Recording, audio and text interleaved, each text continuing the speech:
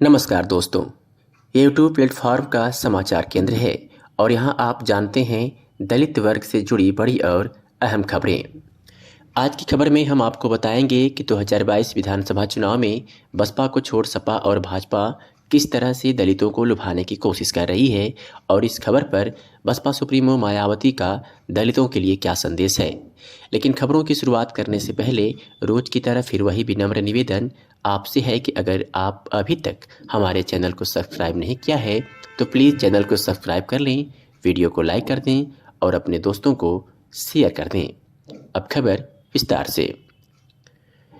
UP में भाजपा और सपा का चुनाव प्रचार तो दिख रहा है पर बसपा सीन से गायब दिख रही है। ऐसे में सवाल उठ रहे हैं कि 2022 विधानसभा चुनाव में दलित वोट किस ओर पड़ेंगे। उत्तर प्रदेश की पूर्व मुख्यमंत्री और बसपा सुप्रीमो मायावती की तरफ से जमीन पर चुनाव प्रचार नहीं दिख रहा है। शायद यही वजह है कि चुनावी तापमान देखते हुए कहा जाने लगा है कि यूपी में इस बार भाजपा और सपा में सीधी टक्कर होने वाली है। कहा जाता है कि बसपा का दशकों से 20 वोट रहा है। इसे विस्तार से जान लीजिए। बसपा कई राज्यों में चुनाव लड़ती है लेकिन यूपी उसके लिए सबसे ज़्यादा मायने रखता है। यहाँ उसका अपना कॉडर है जो दशकों से उसका अपना वोट बेच रहा है। राजनीतिक विशेषज्ञों की आम धारणा है कि मायावती की अरुचि के चलते बसपा के कोर वोटर्स का एक वर्ग खिसक सकता है। वैसे भी यूपी के 21% वोटर्स समुदाय को लुभाने के लिए कई दावेदार पूरी कोशिश कर रहे हैं। वैसे दलित पिछले 3 दशकों से लगातार बसपा को वोट देते आ रहे हैं। ऐसे समय में जब भाजपा से कई ओबीसी नेता टूटकर सपा में शामिल हो गए हैं, गैर यादव पिछड़ी जात के मतदाताओं को अपने साथ करने की कोशिशें तेज हो गई है। साथ ही इस समुदाय का महत्व भी समझा जा रहा है। अब आपको ये भी बता दें कि दलितों को साथ लाने का भाजपा का प्लान क्या है, तो सुनिए। केंद्र और राज्य में योगी सरकार की कई कल्याणकारी योजनाओं के फायदे समझाने के साथ साथ भाजपा हिंदुत्व के अपने एजेंडे में इस समुदाय को साथ लाने की पूरी कोशिश कर रही है। विशेषज्ञों का कहना है कि मायावती लगातार जाट उपजात की एकजुटता पर भरोसा करती आ रही हैं, जो कुल दलित आबादी का करीब 55% है। विशेषज्ञों का कहना है कि 1990 के शुरुआती दशक में संस्थापक कांसीराम के नेतृत्व में पहली बसपा के एक बड़ी राजनीतिक ताकत बनने से पहले तक दलित समुदाय कांग्रेस को वोट देता आ रहा था। सोशल इंजीनियरिंग का फार्मूला अपनाने के बाद 2007 में पहली बार पूर्ण बहुमत के साथ मायावती सत्ता में आई। इस बार ब्राह्मणों और दलितों ने साथ मिलकर बसपा को मजबूत किया था। दलित वोट बैंक पर मायावती के एक छत्र प्रभाव को भाजपा ने चुनौती दी। 2014 के लोकसभा चुनाव से ही भाजपा ने दलित समुदाय को जातिगत नजरिए से अलग कर कल्याणकारी योजनाओं और विकास के आधार पर वोट मांगे। यूपी भाजपा SC/ST मोर्चा के अध्यक्ष रामचंद्र कनौजिया कहते हैं, पार्टी की स्लोगन सबका साथ सबका विकास के पीछे छुपे हुए संदेश को समझने की जरूरत है। हम उच्च जात और दलितों के बीच की खाई को भरना चाहते हैं जो सदियों से चली आ रही है।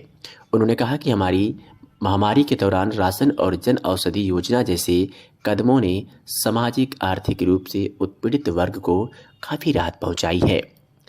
खबर ये भी क्षेत्रों से हमारे विश्वसनीय सूत्रों के मुताबिक आ रही है कि सपा और भाजपा दोनों पार्टियां दलितों को लुभाने की कोशिश कर रही हैं, क्योंकि इन्हें एहसास हो गया है कि दलितों के बिना सरकार बनाना मुमकिन नहीं है। भाजपा सूत्रों का कहना है कि दलितों को अपने साथ लाने के लिए यूपी विधानसभा चुनाव की घोषणा होने से ठीक पहले सभी 75 जिलों में पार्टी ने विशेष सभाएं आयोजित की। पार्टी की योजना गैर आरक्षित सीटों से भी दलित उम्मीदवार उतारने की है। सहारनपुर सीट से जगपाल सिंह एक दलित उम्मीदवार को पहले ही टिकट दिया जा चुका है। यहाँ दूसरे चरण में मतदान है। वास्तव में 107 उम्मीदवारों की जो पहली लिस्ट आई है उसमें भाजपा ने 19 दलितों को टिकट दिया है, जिसमें से 13 जाटव हैं। यह वह दलित उपजाति हैं जिससे मायावती ताल्लुक़ रखती हैं। तो सपा ने भी भाजपा को बराबर टक्कर देने की कोशिश की है। वह कई दिग्गज गैर यादव पिछड़े नेताओं को अपने पाले में लाने में कामयाब रही, जिसमें 3 यूपी के मंत्री थे, स्वामी प्रसाद मौर्य, दारा सिंह चौहान और धर्म सिंह सैनी। विशेषज्ञों का कहना है कि अखिलेश ने अपनी पार्टी की पहले वाली छवि को बदलने की कोशिश की है। पहले इसे यादव और मुस्लिम वोट बैंक MY समीकरण वाली पार्टी कहा जाता था। पार्टी के भीतर ऐसा माना जा रहा है कि पिछड़े वर्ग से नेताओं के आने से दलित वोटर सपा के और करीब आ सकते हैं। 2019 के लोकसभा चुनाव से पहले ही सपा ने बसपा से गठबंधन किया था, लेकिन दलित वोट उसे नहीं मिले। वहीं बसपा ने 2014 की अपनी टैली को शून्य से सुधार कर 2019 में 10 तक पहुंचा दिया। इससे साबित हो गया कि सपा के पक्के वोटर्स यादव और मुस्लिमों ने बसपा को समर्थन दिया। बाद में मायावती ने गठबंधन को यह कहकर खत्म कर दिया कि सपा अपनी वोट बसपा को ट्रांसफर नहीं करा सकी। सपा प्रमुख फिलहाल दलित नेता और आज़ाद समाज पार्टी के प्रमुख चंद्रशेखर से गठबंधन पर स्पष्ट रूप से कुछ नहीं कह रहे हैं, लेकिन यह भी राजनीतिक समीकरण बदल सकता है। ऐसे में साफ तौर पर बसपा सुप्रीमो बहन कुमारी मायावती ने दलितों से निवेदन के साथ आगाह किया है कि हमें सजग रहने की जरूरत है। ये केवल चुनावी मौसम में ये पार्टियां लुभाने की दलितों को कोशिश कर रही हैं।